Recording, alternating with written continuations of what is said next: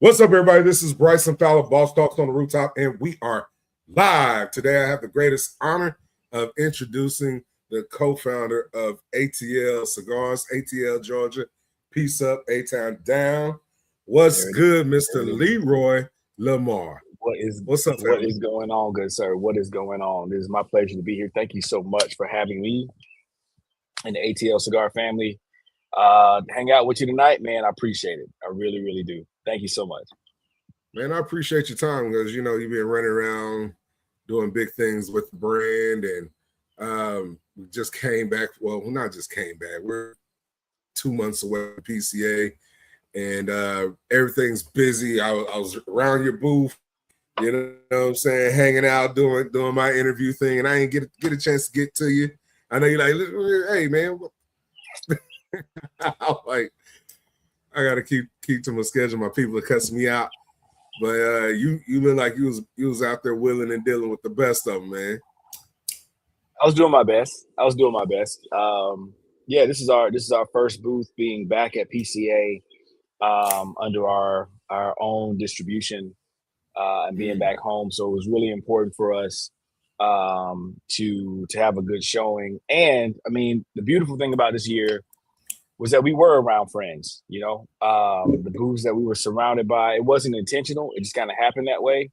But it really made things better for us just being by those who we know and who we love and who we appreciate and who appreciate us and who we've kind of grown up together with. So it was good. Yeah.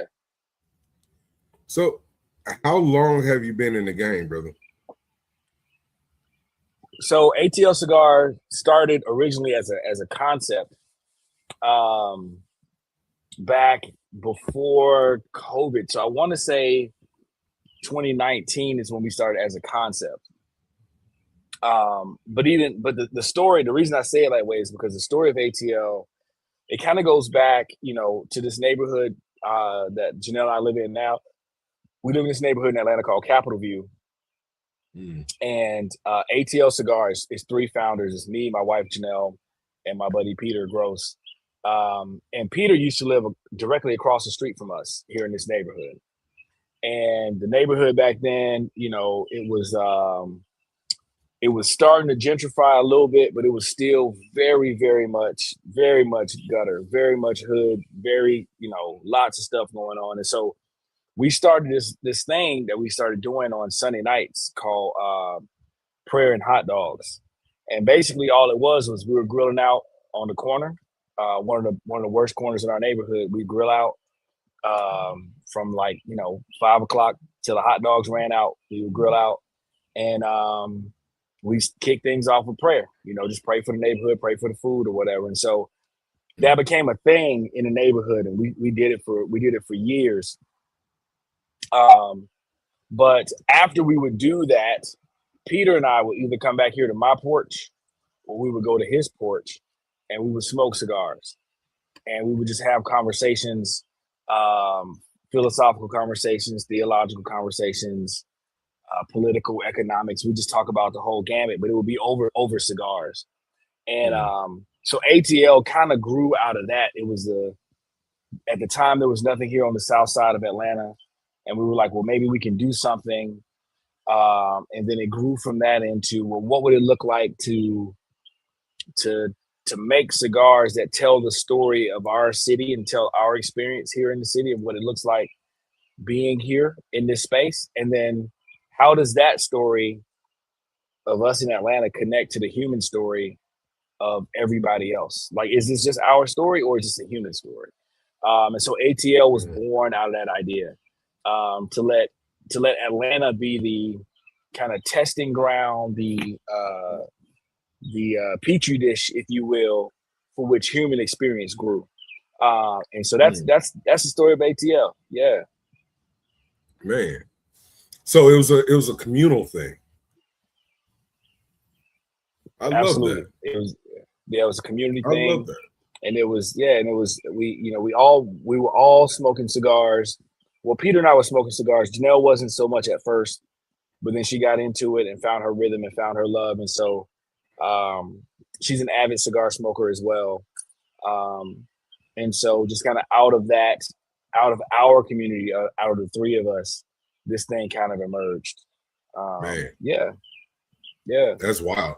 So because I say it's wild because like a lot of people don't know that Boss Talks on the Rooftop is literally started because like how you said prayers and hot dogs, like I used to do Bible studies on the rooftop. And so hearing that come from you, how cigars started, I'm like, before I was ever doing any podcast, anything, I used to live downtown Dallas and I'd have um, small groups. We would do small groups and I would grill on the roof. They had a barbecue grill on the roof. I'd grill on the roof and we'd sit down and fellowship and get into the word.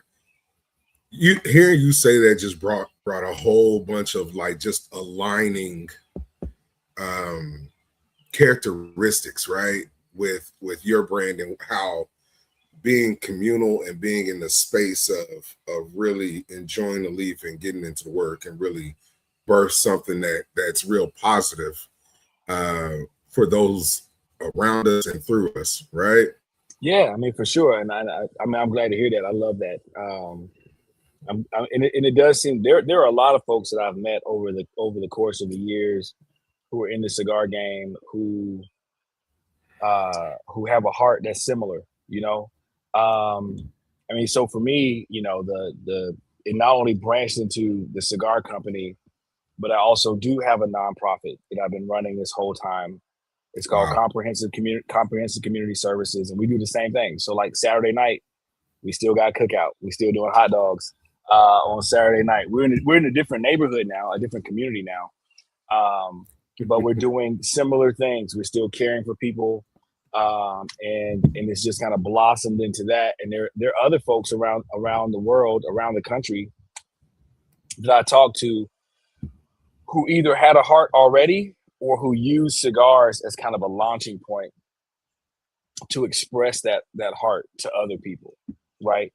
And they use it as an avenue. So, for example, this past weekend I was with Cigar Men of Distinction. That's an organization. I know they have a local chapter here in Atlanta, but on Saturday they had their what they call Super Saturday, and I can't even tell you how many cigar guys was out there. And they went to 4 different places, volunteered, and then they had a big cigar event at this sports bar that is just gorgeous. And all the money they raise is split between these 4 organizations. And most of these guys are like, you know, just guys, you know what I'm saying? But there's still something in them that's like, I want to be a part of something good. I want to be a part of something great. And I want to give back to the community. And I found a cigar organization, a cigar vehicle that allows me to smoke well and do good at the same time. And I love that. You know, I love that. Wow. You know, it's kind of funny that you said do good. Shout out to Sanj Patel, SB 1041 cigars. That's his tagline, do good. But it makes me really more invested into ATL Cigars, hearing that, you know, you're here to be of service, not to be served. Right. Yeah. And so I want people to get from this, like, you know, when they smoke an ATL cigar, they're smoking with somebody that is of the community for the community. So hearing your background about your nonprofit, brother, that's monumental. That keep doing your thing. Keep doing great. Thank you. Keep doing great things. Like even though you seem like an overachiever. I'm not. I think some of the people in my life, like my wife, she'd be like, "You're lazy." No, I'm just kidding. She don't say that. But no, but I do a lot. I give a lot. Most of my time is giving to others. Mm-hmm. But I do still try to make time for, you know, sitting down, self-care. I don't do a great job of it, but I try to do that. And I try to prioritize my family too, you know, Janelle and the boys, and my daughter Aliana. I have a bunch of kids actually. If I start naming my kids, it might get wild. I have a son in Liberia, Africa. His name is Wow. Kunu Mesali. That's Wow. my oldest kid. And then I have Liz, and then I have Aliana, and then I have Loxley and Leroy. But my biological kids are Loxley and Leroy. They turn 15 in a couple weeks. But I try Mm, to make space even for all of them, like right. from Kunu all the way down, to be present for my family. So I do a lot, but I also, I try my best to keep it balanced. You sound like a true ATLian with all of their kids, man. With all them damn kids, man, I got a lot of kids, Yeah. bro. I got other kids that's gonna be mad if they watch this podcast and be like, you ain't even call my name. I'm like, well, you know what? I'm sorry. I'm sorry. You need to talk to your mom about that. But Yeah, you got to the do a ones that I whole roll mentioned, call. yeah, the ones that I mentioned, those are the ones that I got birth certificates for. So you know what I'm Mm. saying? Like, God damn it. them the ones I got birth certificates for. I can claim The them on my ones I can taxes. file on my taxes right Except now. for Kunu, I can't file taxes on Kunu because he lives in Liberia. Ah, But well, shit. I There you might get go. some land or something from out of him, like Hey, some get kind some of dual citizenship or citizens something. out, dual citizenship out of Yeah. Son, your daddy called. I need to get out of here. You President it. Trump will be acting up. Get your Man, daddy home. tell the truth about it. So, why cigars for you? Yeah. So I am I have a couple of different passions. Um, Music is a passion of mine. Um, I also I love I guess thinking would be the so I'm a philosopher by trade. Um, so philosophy, thinking, that kind of stuff. And then my artistic side is the music side of things. But cigars became a thing. So my dad and I smoked my first cigar with my dad. We were on a cruise, and I've told a story. I've told a story before. I was on a cruise with my folks, and we we were going to Jamaica, and my dad called me, and he was like, "Hey, it's some guys. We're gonna play some cards and smoke cigars. We thought you might wanna join us." And so I was like, "Cool, this would be a great experience. Let's do it." So I went down there, and these cats were smoking like Swisher Sweets and Black and Miles, right? And so I was like, "Huh, uh, I don't think that's what Tony Soprano smoked. That doesn't look like a Yeah. cigar to me." So as soon as the boat landed in Jamaica, first thing we do, we get off and there's a little cigar shop right up the way. So I went over there and I told the guy, I said, "Hey, listen, I don't know anything about cigars, but I know these dudes on the boat, they're not smoking cigars. So I don't want what Because they got. apparently they don't I know need you anything to." about cigars either. They don't, and they probably was sucking their cards too. They was probably playing Uno, talking about we playing spades. So I was like, I That part. said, I said, let's talk. So my first cigar purchase ever was a box.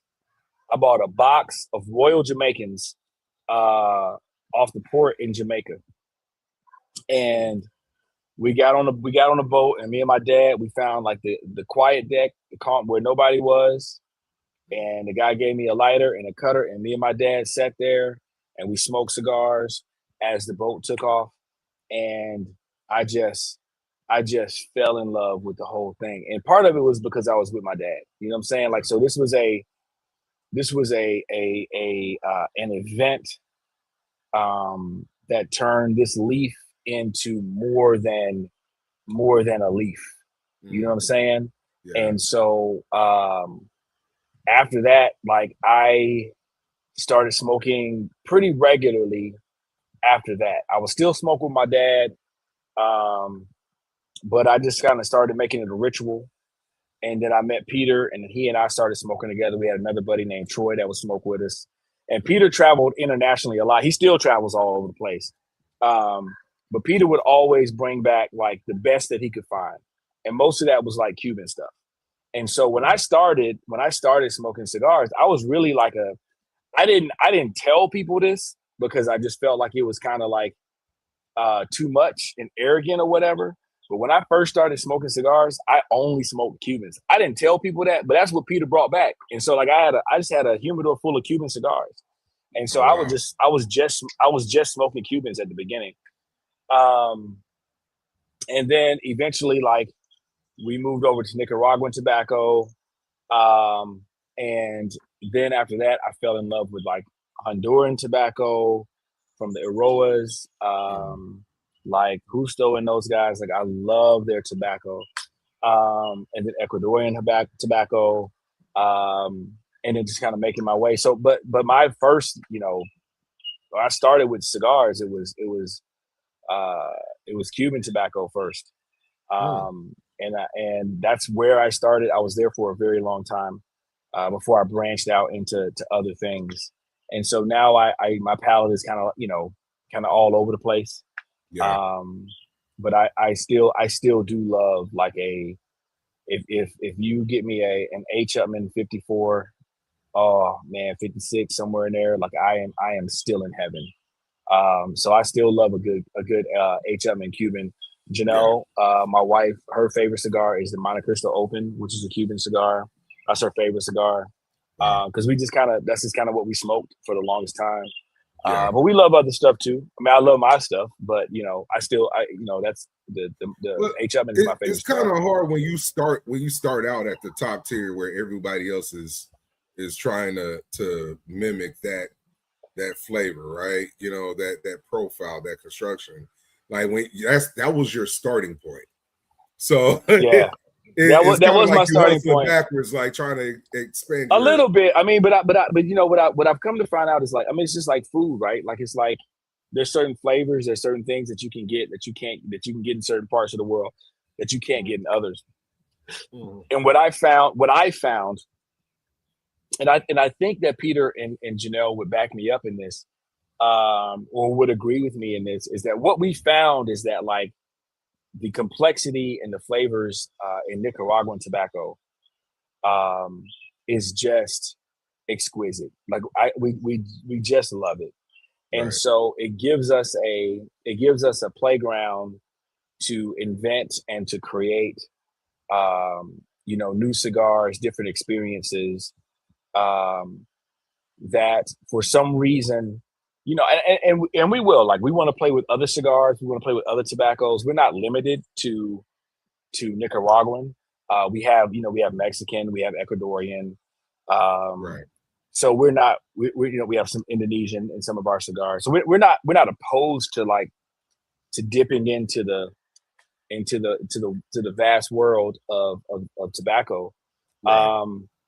But what we have found is that Nicaraguan tobacco, there's a lot about it that we love, and it makes just an interesting playground for us right now.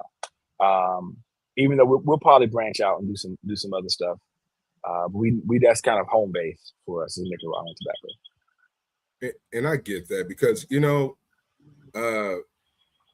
it's like for a lot of people they go either or, like they're either really hard in Dominican or they're really hard in Nicaraguan.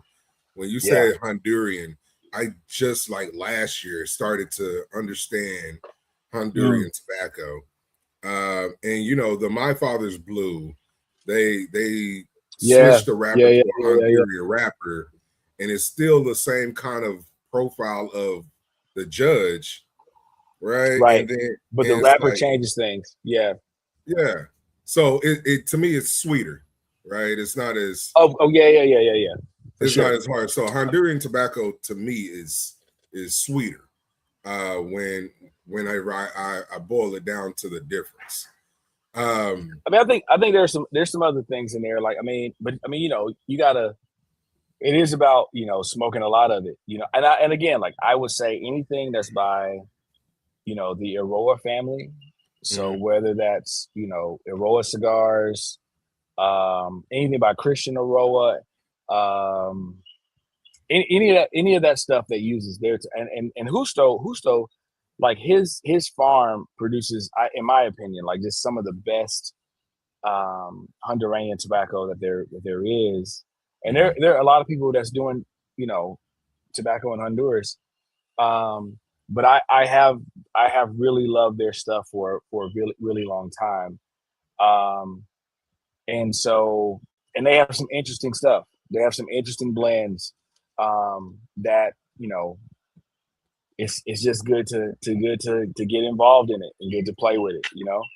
So So behind your brand, ATL Cigars, you say you're very philosophical. So that sounds like to me you have a lot of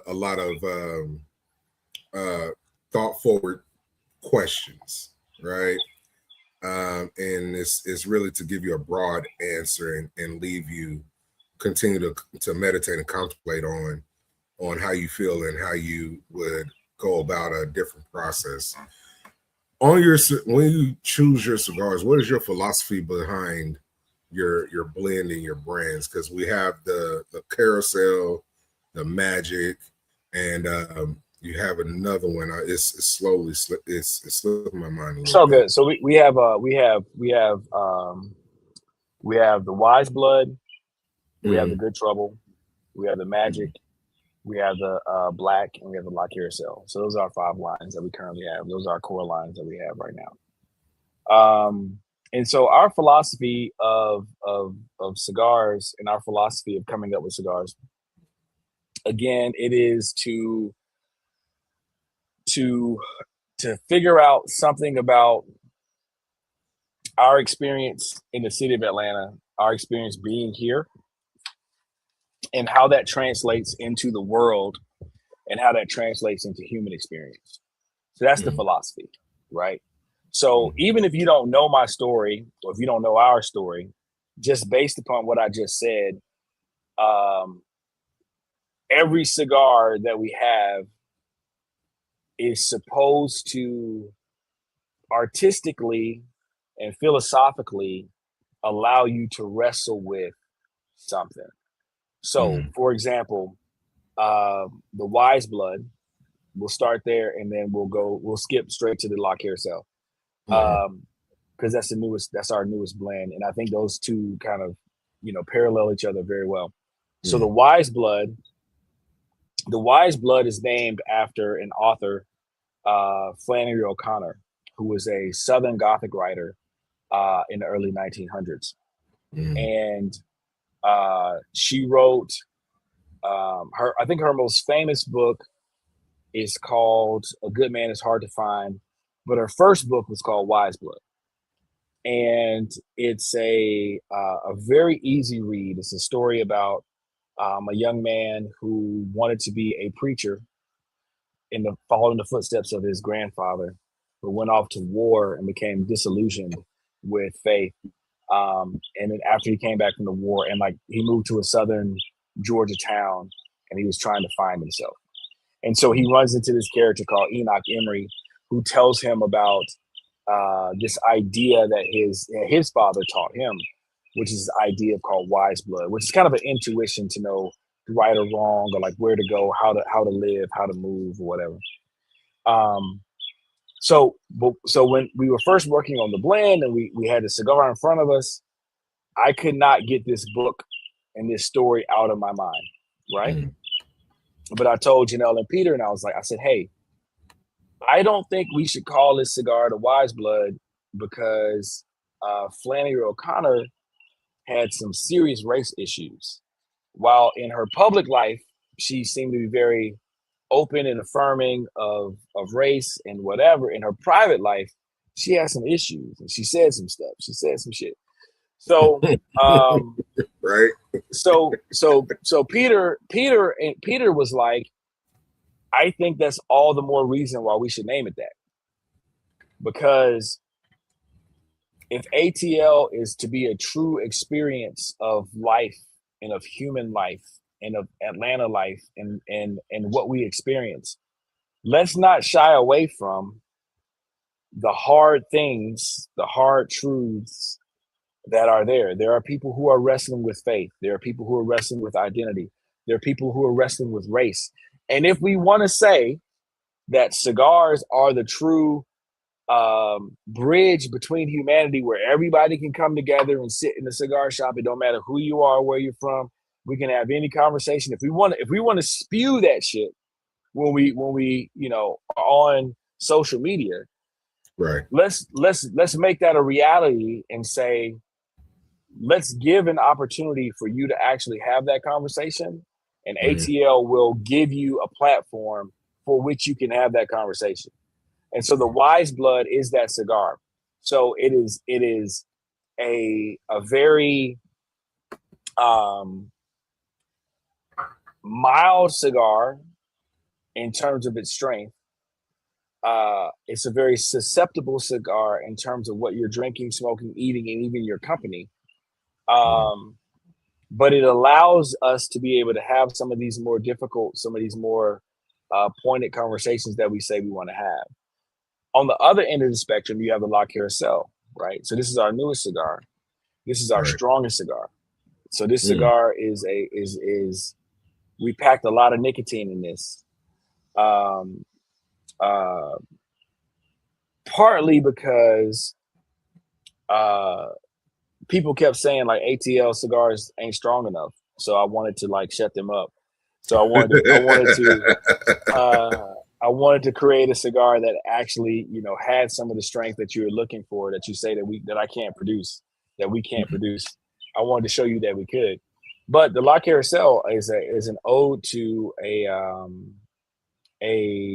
jazz club that was here in Atlanta in the 1960s. And so you got the guitars on the wall. You're a music man. You would have felt right at home in the La Carousel. In fact, very, very few people would not have felt right at home in the La Carousel, because the La Carousel was a jazz club that was located inside of Pascal's Hotel Motor Club. Oh wow!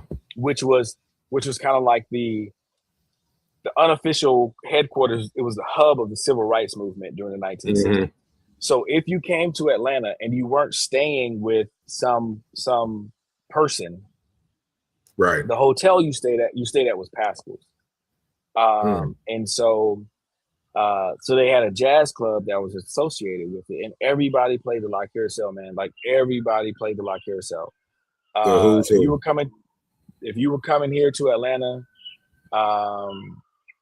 that's where you were playing. In fact, when we were in PCA, one night, my buddy Josh took us over to a little spot. I can't remember the name of the spot he took us to, but it was a jazz spot. It was a restaurant that had that opened up in the back to a 2-story room that had a full stage, and it was a little jazz club. And the drummer at that set that we went to actually played for Herbie Hancock. And so he played for Herbie Hancock during the 70s. He played for Herbie Hancock during the 60s and 70s when Herbie would have played at the La Carousel. And so it was just one of those things where he was like, man, life was crazy back then, but there were some spots in Atlanta that was always home. So like a La Carousel, it was the only late night spot that Black people could go to in the city of Atlanta. Wow. It was, even though it was Black owned, over 60% of their clientele was white. Yeah. And it was the only space that you could be openly gay in the city, right? So like it was this place that in Atlanta in the 60s that was incredibly progressive, that everybody could come to and hear the best jazz in the country. So they didn't keep anybody from that experience. And so the La Carousel, being a jazz guy, I'm a jazz guy. The La Carousel, for me, when I first smoked it, I was like, man, this is jazz, man. Like this cigar, this is jazz. And it's not just like modern jazz. It's not smooth jazz. This is like jazz. Like this is jazz. But if it's going to be jazz, it's going to be Atlanta jazz. It's got to be the La Carousel. Because that was the jazz heart of the city. Yeah. See, I love that. I love that. Me, I'm a blues man through and through. So Johnny Taylor, B.B. King. My daughter's raised on Muddy the last Waters. $2. Yeah, Muddy Waters. My daughter's raised on the last $2 right now. She knows if that's playing, we're gonna have a little jam session. And you know, when I stayed going back to when I stayed downtown, I would put on some Monk and some Coltrane, Oh and I yeah, would some sit on Thelonious. my balcony and just vibe out and have my cigar, have my whiskey. At the time, I couldn't afford like the kind of whiskey that I can afford now, but I was doing my thing, and it felt right, and it felt good. And I wanted to dive into how, like, you hear people saying, hey, you don't have enough strength to it, or you don't have enough spice to it. But when I have a ATL cigar, I don't see a spice or a strength thing. I see a flavor thing. It's more flavor forward than anything, because you're more so engaging in the thoughts and taking you on a journey. Storytelling, right? Storytelling. So like, yeah. So there's only so much storytelling you can do in strength, right? But there's lots of storytelling you can do in flavor. So we do have a progression in terms of the strength profile. So the wise bud is our mildest, and the La Carousel is our strongest. So there is a level of nicotine content that goes up with the cigars. So there is a progression. Right. But it didn't happen like all at once, right? So we started out with a medium cigar, then we went to full, then we dropped down to medium plus, then we dropped down to mild, then we dropped down to full. We moved up to full. So like, it's not necessarily like in the way that we created our cigars, but there is a progression in the cigars in terms of nicotine content and strength, as it were. But the storytelling does come into flavors, right? Right. And the storytelling also comes for us in the body. So that for us, there is a stronger correlation between body and flavor than there is strength, body and flavor. And so, for me anyway, like Janelle and Peter might disagree, and that's fine. But for me, there is a correlation between smoke output and mouthfeel and flavor and what that triggers in the brain, right? Than just the tobacco output. Because I think that there is a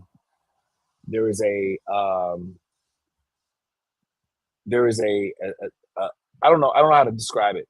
So if I were eating, so for example, like wine is a good, we talk about this with wines and bourbons and spirits a lot.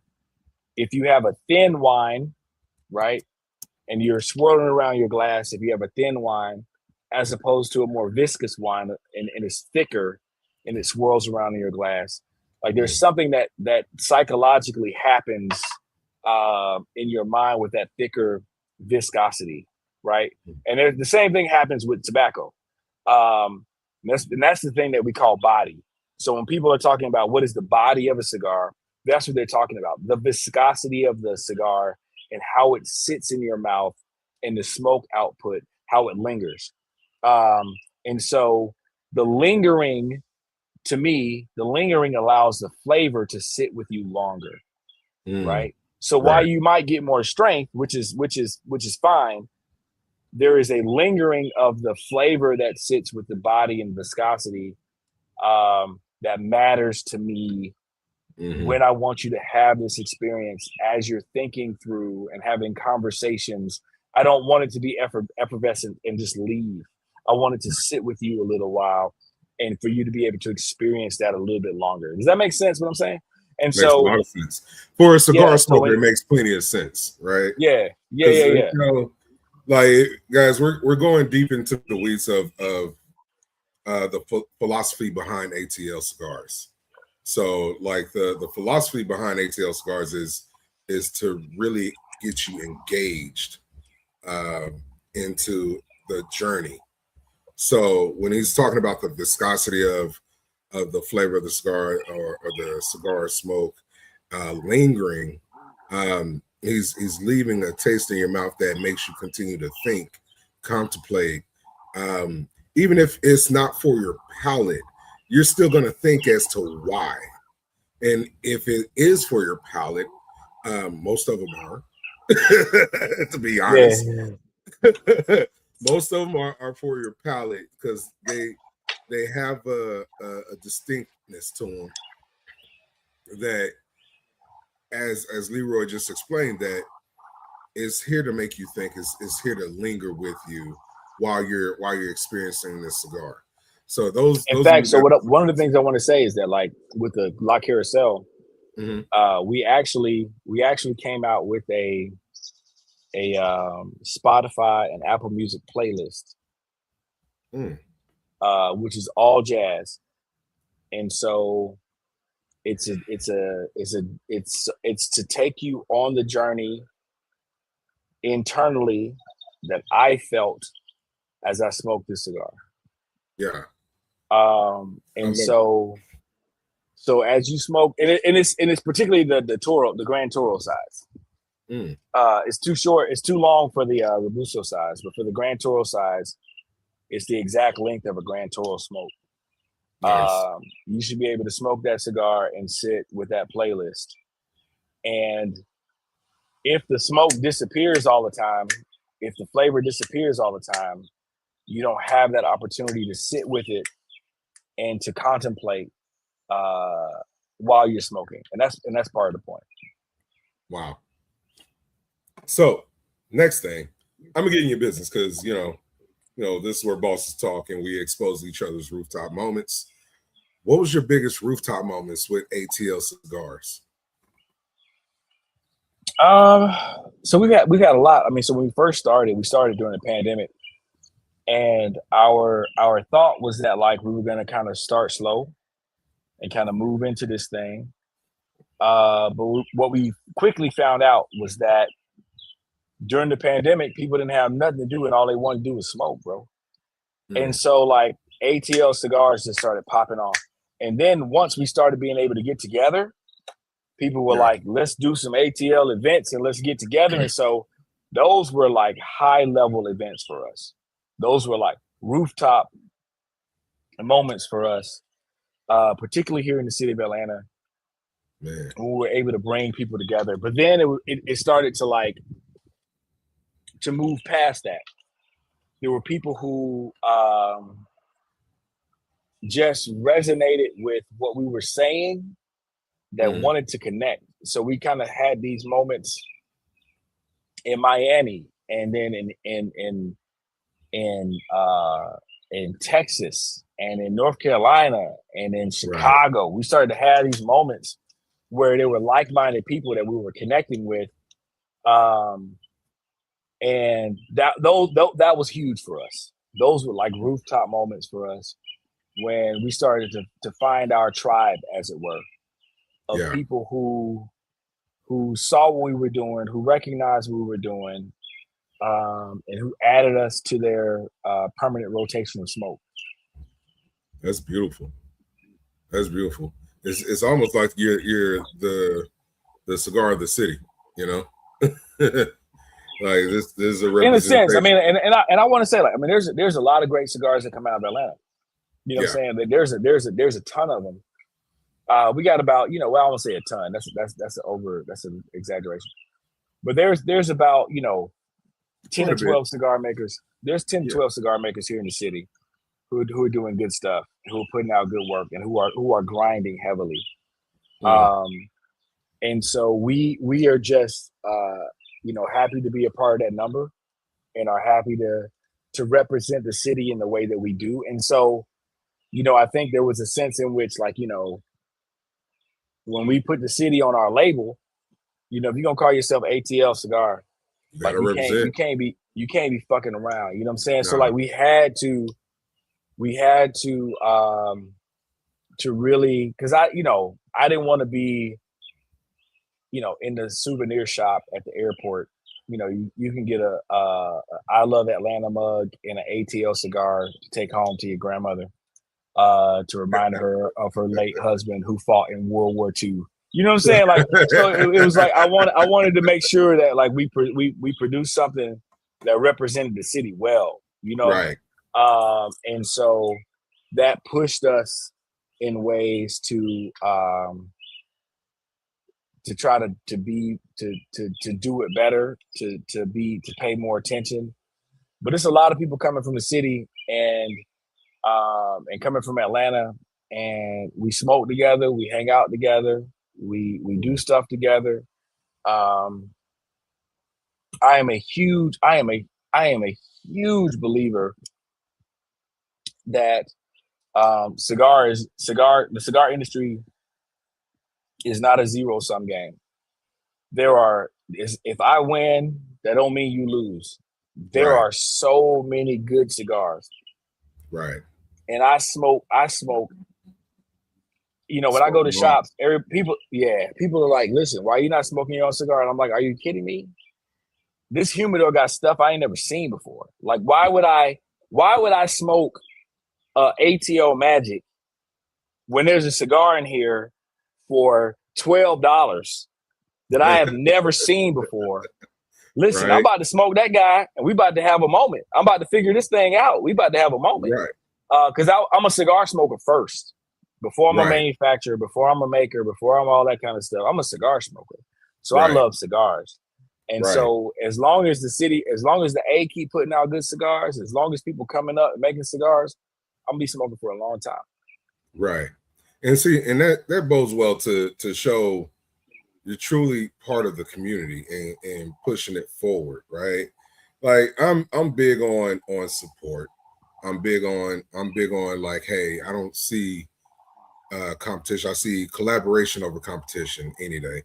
Yeah, but if you want competition, that's perfectly fine. I have no problems with it. We can put the gloves on. Anybody, I'm saying? scared I'm cool anybody's with that. scared of a little competition. We can put the gloves on. Let's do it. You want a problem? No problem. Absolutely. So I heard you say about like, okay, you don't want to end up in the airport and being a souvenir stick, right? That you take home your grandmother. And then earlier you said you took over distribution.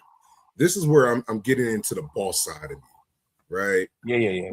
What does taking over distribution look like, and what has that process been for you?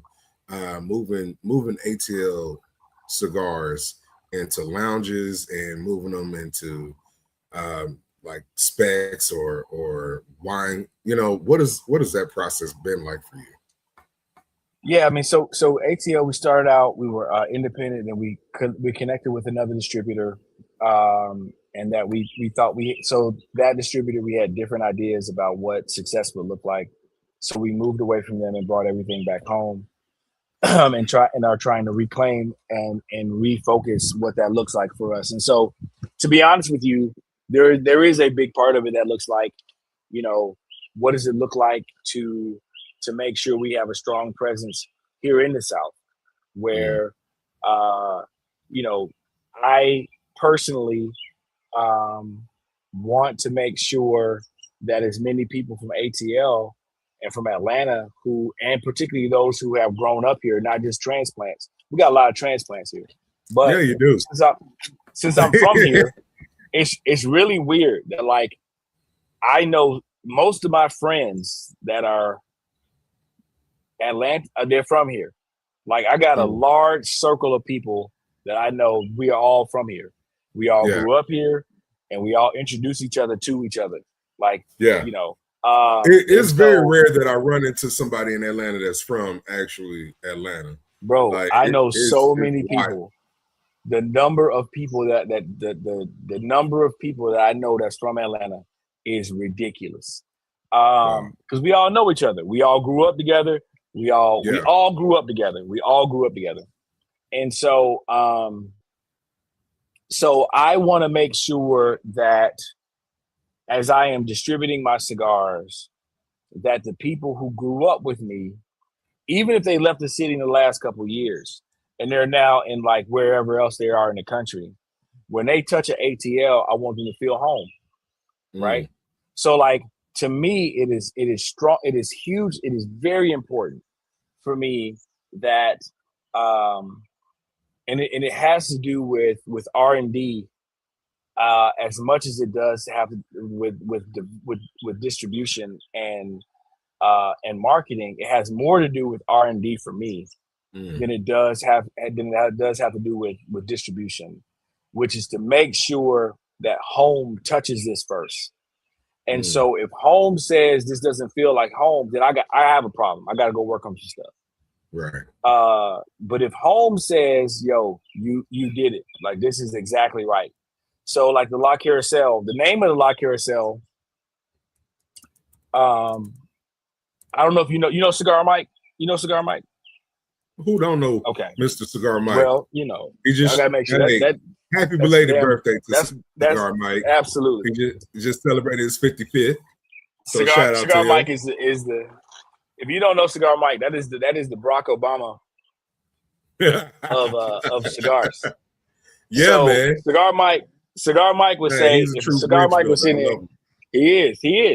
Cigar Mike was like, well, I was sitting with Leroy in the cigar shop and we were talking about cigars. And that's not how Mike talks. Mike talks so soft. If you were in a place if you were in any place where the music decibel is over 2, you will not be able to hear Cigar Mike. He's so soft. But Cigar Mike is purpose, so you have to lean into him. he wants you to really listen. Yeah. But Mike is so Atlanta. Mike is like the he is the test. And he might tell you like, yeah, man, you got a good cigar or whatever. But if you like, listen, for real, like for real, all bullshit aside, like turn the mics off, turn the cameras off. Let's go behind the house. Let's talk. Yeah. Tell me what you think about the cigar. Does this represent the city or not? The La Carousel, this is a cigar that me and Mike, that Mike's name is on in a sense, because this is a conversation that came out of our conversation of Atlanta. And so like, this is me trying to capture something that represents my feeling about Atlanta and Mike's feeling about Atlanta. There's some crossover, but Mike has a lot more history in some areas of Atlanta than I do. So the distribution for me in terms of like the Southeast is making sure that people who can touch this cigar, who know and experience what I'm trying to say. Like, this is art. Our cigars are as much art as they are anything else. So, for example, the ATL Black, right? Mm-hmm. The ATL Black is named for Atlanta blackness, right? That's the name. That's why it's black. So it's not just being black, but it's like, what does it mean to be black in Atlanta? You know what I'm saying? I'm from Dallas, so it was kind of like, okay, let me ask him to get time, right? Right. And so I was like, black, okay, yeah, Atlanta's black. So when you smoke the ATL Black, the question you should ask yourself is, for some reason, Leroy, Janelle, and Peter think that this cigar will give me an experience of blackness in Atlanta. What does that mean? How am I experiencing that? Does that resonate with me? Is it lacking to me? Is there something else I would say? Does this hit these points? Does it not? Then you can have a conversation with the dude across from you and say, hey, listen, man, I'm smoking this ATL Black. This feels black to me. This feels Texas black, but this don't feel, or whatever. Right. This is a conversation. So it's an art. It's a painting of blackness. My painting of blackness. Man. In an experience that you can have over and over and over again. To be able to feel that and to tell your own story within that. Wow. So I had a question in the comments. What's the meaning behind FYA? Fire. Is that how you say it? What? FYA? I don't know. FYA. I don't know. I don't know what that means. Tats and Ash. Is that an ATL thing? Who? Tats and Ash. She said, what's the meaning behind FYA? Tap and Ash. Tats and Ash. Tax and Ash. We don't have no FYA associated with ATL Cigars. Me neither. I don't know. Fire. Oh, fire. What's the the fire. Yeah. Oh, the fire. The fire. That's FIYA. Hold on. Time out. Hey, if you're gonna add something in the question in the chat over here, make sure we understand what you're talking about. Yeah. Because I'm gonna ask, because I want to know too. I'm like, I don't know nothing about it. Fire. Yeah. That fire on me. So, that fire. There you go. You got it. That's it. That's what it is. So, so the ATL, we had a cigar called the ATL. It was called the Libertad at first, right? This was a stick that we produced with Aganorsa. It was an amazing cigar. Still one of my favorite cigars that we ever put out. I got 2 left, and I'll probably never smoke them. I'm just gonna keep them for like posterity. They're gonna just be there forever. But there was another. So it was named after this Outkast song called Liberation. And so the first time I smoked a cigar, there's 2 parts of the song, CeeLo's verse in that song, and then Big Rube does the poetry in that song. So go listen to Liberation, and you know what I'm talking about. But CeeLo's verse in that song represented to me what this cigar felt like when I was smoking it, right?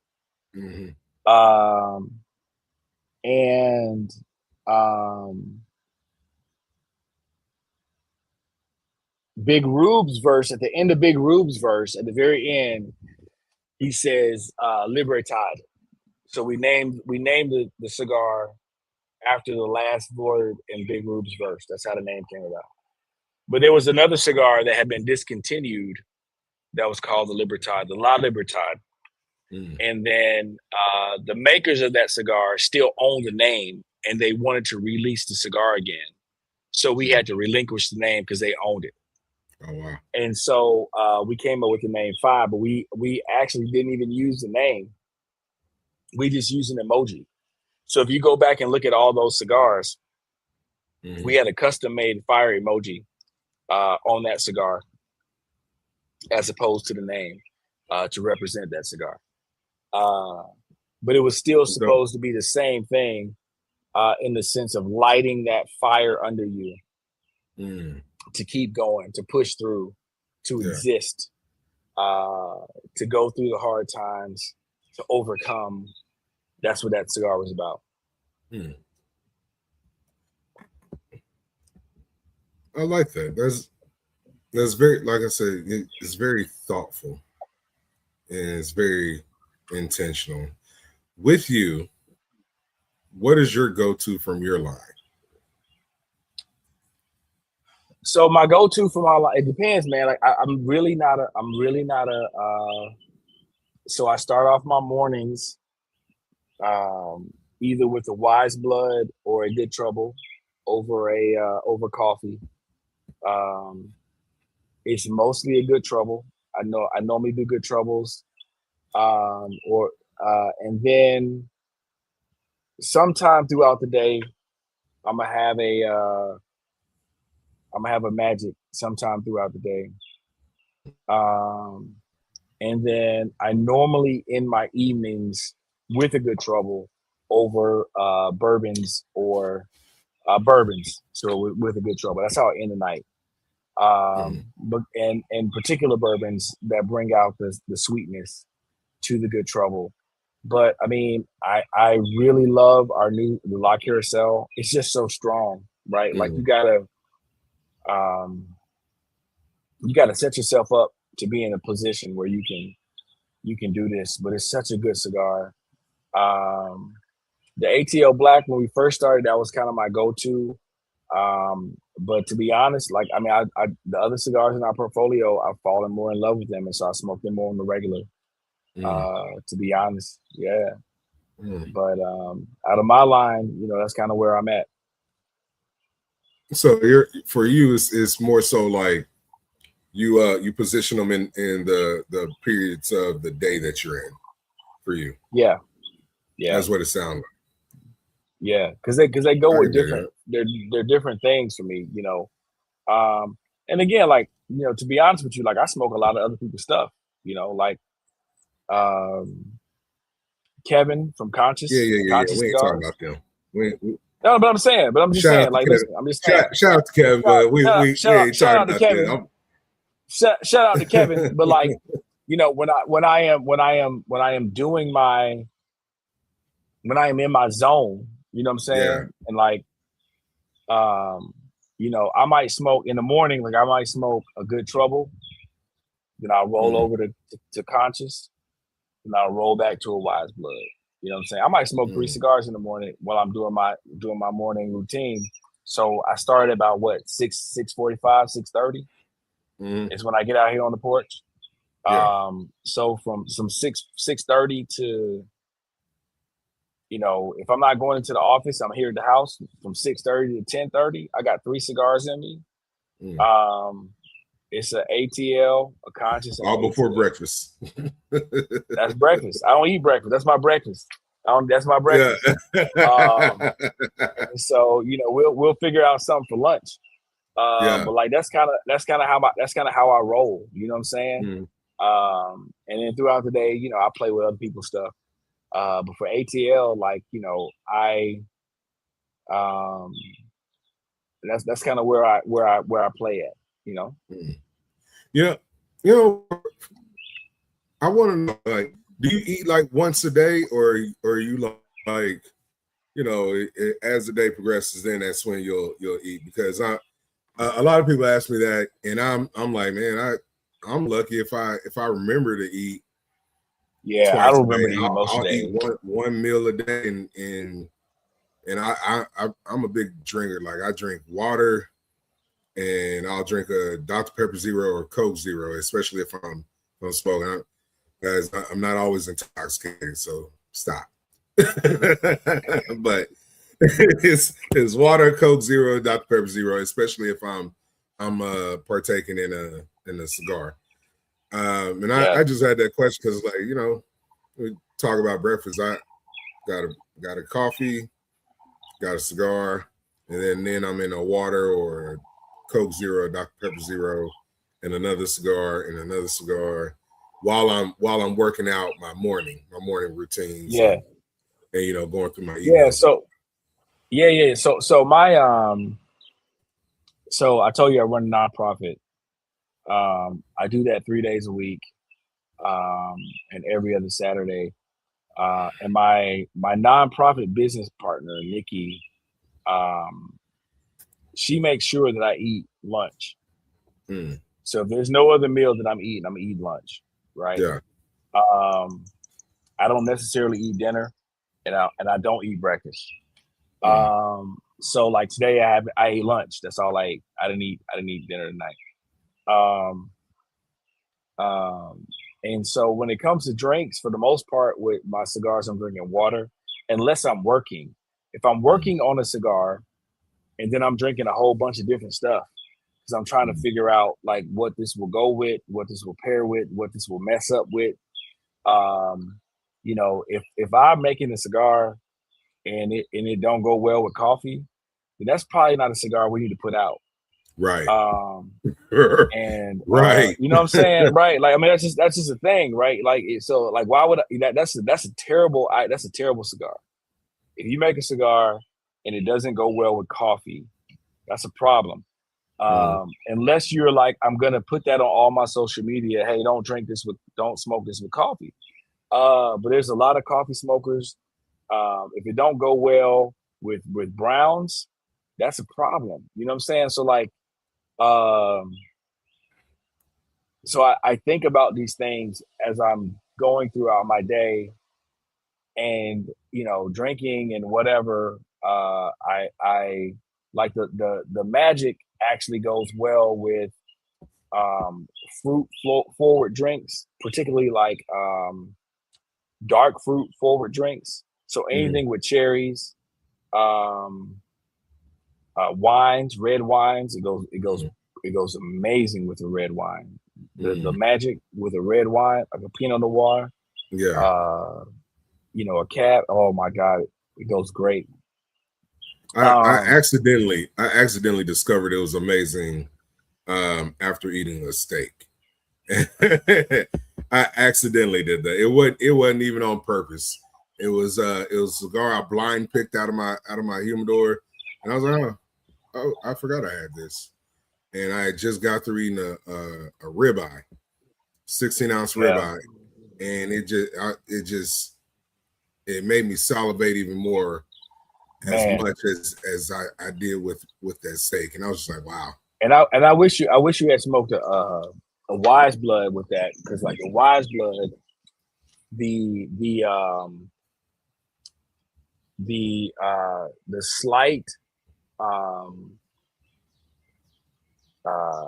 acidic fruit forward, like oranges, citrus, and the way that would have popped with a steak would have just did something to you.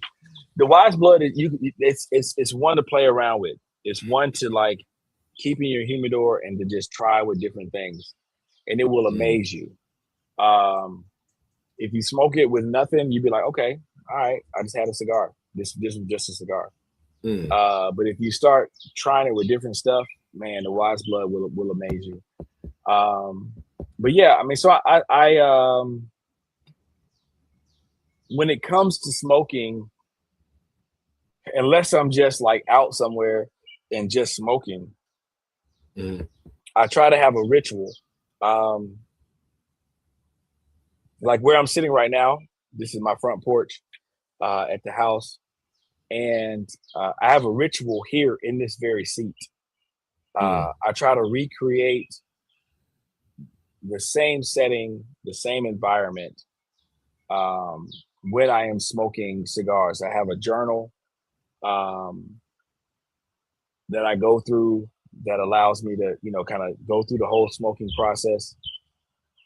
I can put the band in there and highlight, all the different things, and I go through my journal as I'm smoking, because I know that cigars are susceptible to a lot of different environments, and I want to keep that in mind. And so I want to try to recreate the same environment when I am intending to enjoy a cigar. So if anybody goes on my Instagram, and if you're like, dude, that dude's sitting in the same place all the time when he's smoking a cigar, when you see that cigar, like, no, he's probably going through the ritual when he's smoking that cigar. If you see me smoking that cigar anywhere else, I'm enjoying a cigar. But if you see me smoking that cigar on my porch, 9 times out of 10, I'm going through the ritual. I'm going through the process of smoking this cigar and enjoy. I just did with Howard with HG Cigars last night.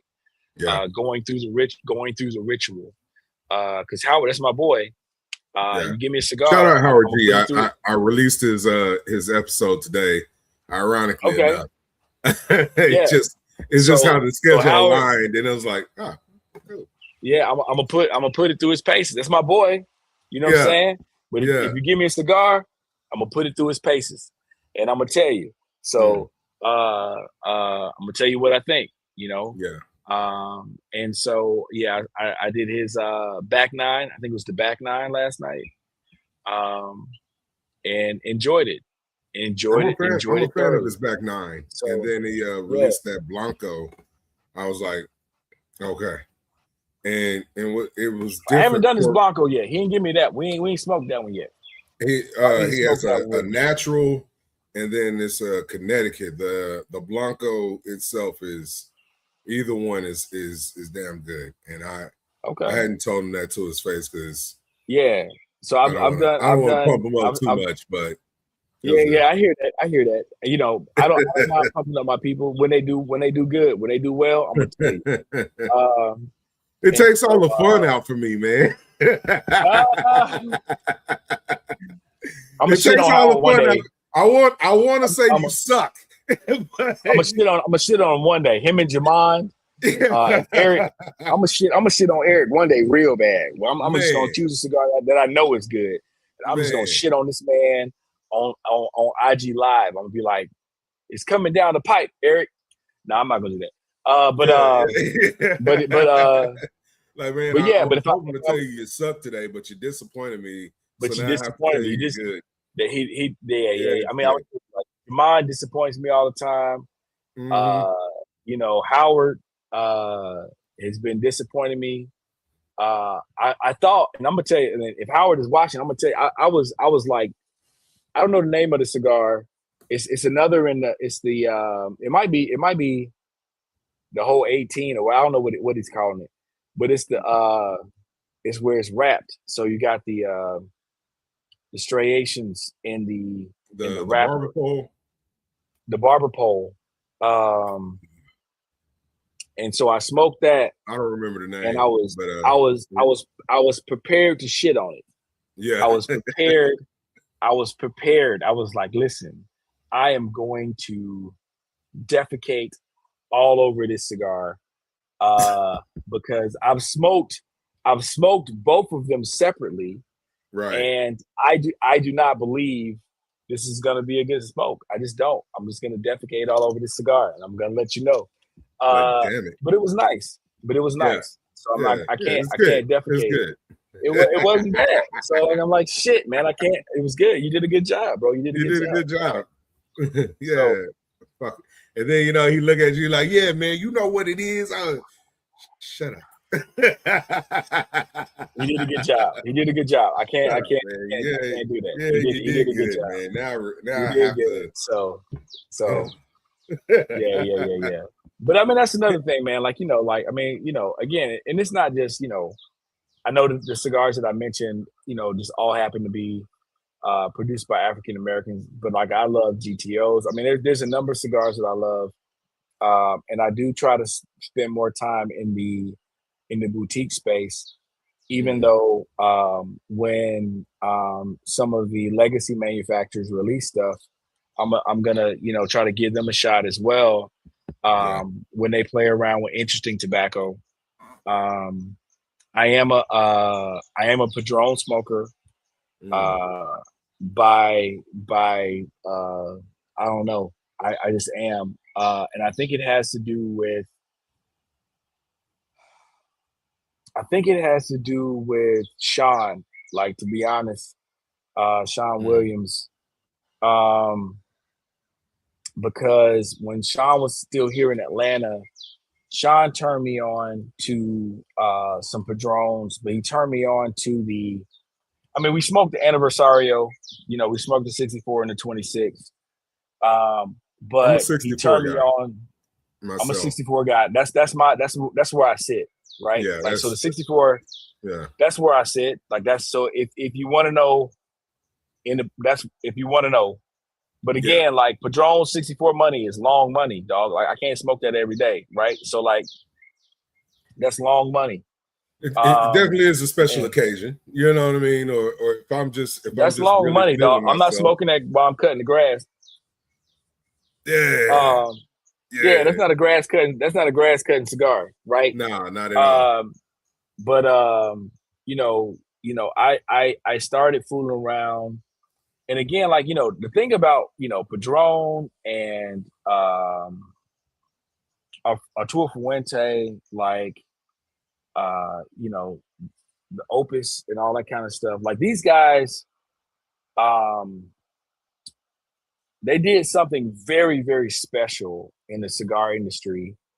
And everybody knows it. Everybody knows it. Uh, they were able to produce Dominican wrapper leaf, right? When nobody thought that wrapper could be. So Carlito, that was his thing, right? Right. Carlito made wrapper leaf in Dominican when nobody thought the wrapper could be done in the Dominican, right? Right. So the Opus X, like that's like the first like true Dominican Puro, right? Like there's no, right? So like being able to fully taste and to fully experience a Dominican cigar in proper, well kept growing conditions was really good because again, I'm a Nicaraguan guy, I'm a Cuban guy, Right. and Dominican tobacco to me, to be honest, tasted dirty. Like it wasn't just earth, right? It was dirty. I'm like, this tastes, Nick, this is dirty. So like, It's I don't fresh want to out the smoke. ground. Right. Like I'm like, I don't want to smoke this. Right. Yeah. But these guys made a cigar and made a series of cigars that even though I was not a Dominican smoker, I enjoy those cigars. Yeah. So the 64 is like at the top of my bam, that's up here. Yeah. But Sean turned me on to the 3000, bro. Like in the, I mean, I'm like, that is a good freaking cigar. It's a good cigar. Yeah. And I can't argue. It stays consistent. Man, I can't argue against that. The 3000, 5000, 7000 series, those stay consistent, and you know they don't hurt your pockets. They don't hurt you, right? So I can do all the stuff I'm doing throughout the day, and I can get on that 3000, and I'm like I'm golden. It's a good cigar.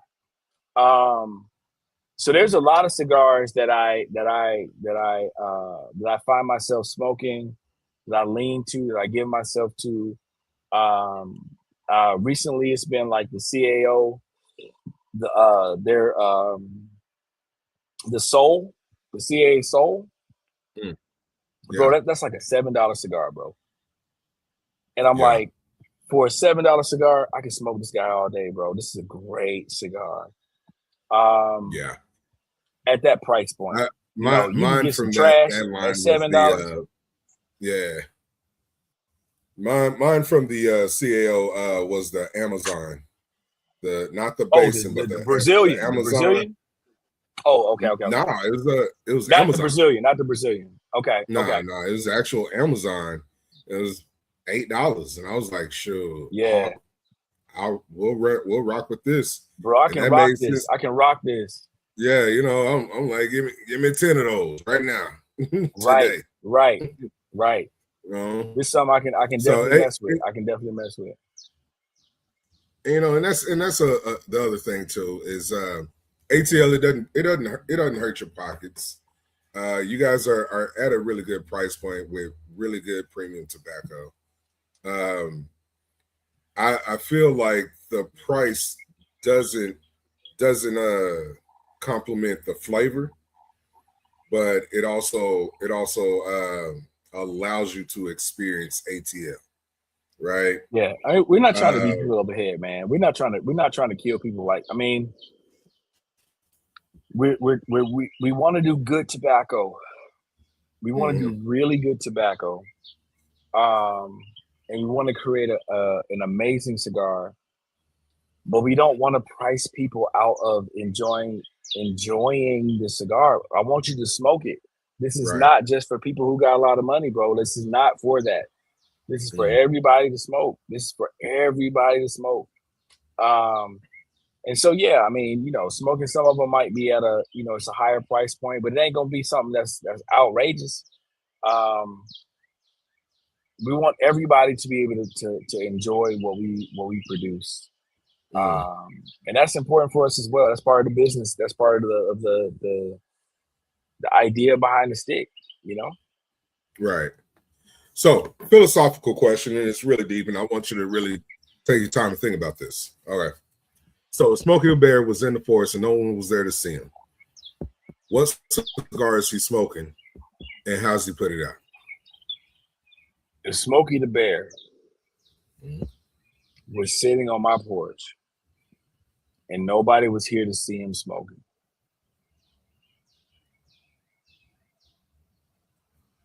Smokey the Bear would smoke the Grand Toro of the La Carousel, and he wouldn't put it out. He'd smoke that guy down to the nub, and he'd sit it in the ashtray, and he'd watch the embers go out. I love that. And he'd be like, "I wish you can prevent forest fires." and he would be like, but he wouldn't do that because of that. He would be like, "I wish I could smoke the last of that." That's what Smokey the Bear would say. He would sit down and he would smoke that he would smoke that La Carousel in the Grand Toro size, and he smoked that guy all the way to the nothing. That's what he would smoke. Good answer. Good answer. I thought I was gonna stump him, but whatever. Whatever. I guess you are a real thinker, philosophical ass. So, how can we connect with you? How can we find you? How can we support your nonprofit? And how can we get more ATL cigars? Absolutely. So let's start with the nonprofit. So the nonprofit, we are a beautiful nonprofit. I love what we do. I love the heart of what we do. So our nonprofit, what we do in a nutshell is we provide guidance and navigational support to those homeless folks, particularly those women who are coming out of the commercial sex industry, helping them find their way. So we connect them to all the resources that they need, whether it's housing, healthcare, reconnecting them to their families. The way you can find out about the nonprofit is to go to ccsatlanta.org. We're also on social media, Facebook and Instagram and Twitter. With ATL, you can find us at ATL Cigar Co. on all the socials, or atlcigar.co is our website. If you're not in anywhere where ATL cigars are sold, Black Box Cigar carries us. They have us in a number of their boxes and their features. And so Black Box Cigar Club, they carry us. So definitely support them and what they're doing. Smokedog.com has recently come online for being a distributor for us as well. I don't know what their online platform looks like right now, but Smokedog.com. They're working. Smokedog.com. They're working with retailers and trying to make sure that ATL is present. And then if you're looking for ATLs, man, just tell your shop, listen, you gotta get these cigars in because I want them. And then they'll call me and I'll make sure they get them. So that's how you can follow along with us. Follow our journey on Instagram and Facebook. We're very active on those platforms. You can follow me, Leroy Lamar, Leroy Lamar. You can follow me on the socials. I'm always smoking something. I'm always talking about something. Just let me know, and we can keep the dialogue going. Already. Now, who's the baddest?